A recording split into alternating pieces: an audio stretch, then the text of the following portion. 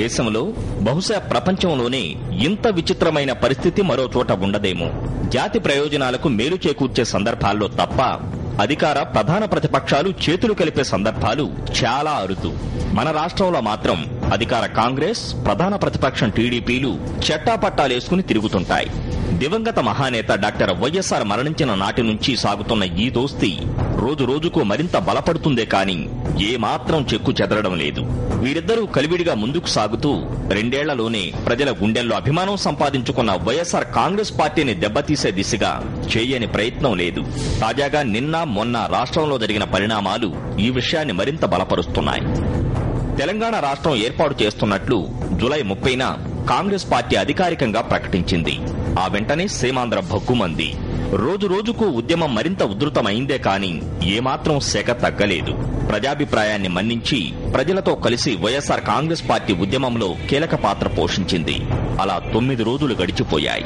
ఈ 9 రోజులు అటు సీఎం కిరణ్ గాని, ఇటు టీడీపీ అధినేత చంద్రబాబు కాని పెదవి విప్పలేదు, ముఖం చూపలేదు. రాష్ట్రానికి తామే అంతా చేస్తున్నామంటూ ప్రగల్భాలు పలుకుతూ మంది మాగదులతో డప్పులు కొట్టించుకునే ఈ కీలక నేతలు నీరో చక్రవర్తి తరహాలో వ్యవహరించారు. ఉన్నట్టుండి వారిద్దరూ కూడబలుక్కున్నట్లు ఒక్కసారిగా మౌనం వీడారు.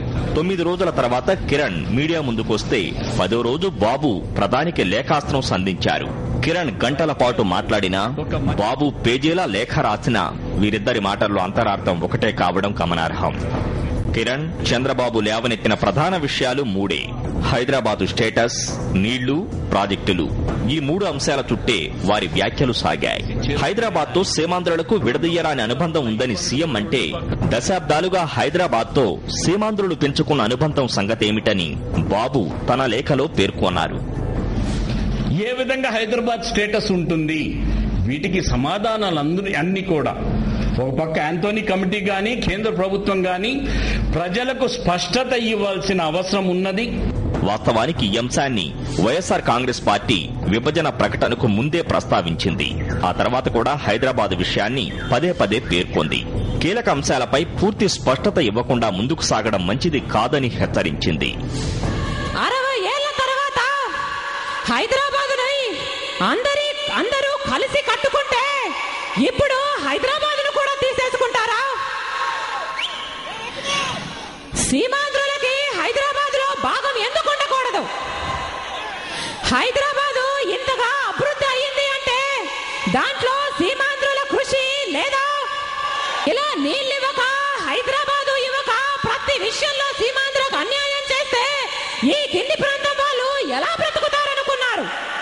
ఎవరికి అన్యాయం జరగకుండా ట్రాన్స్పరెంట్ గా జరగాల, అందరికీ ఆమోదయోగ్యంగా ఉండాలనేదే పార్టీ అభిప్రాయం అని కూడా తెలియజేస్తున్నాం.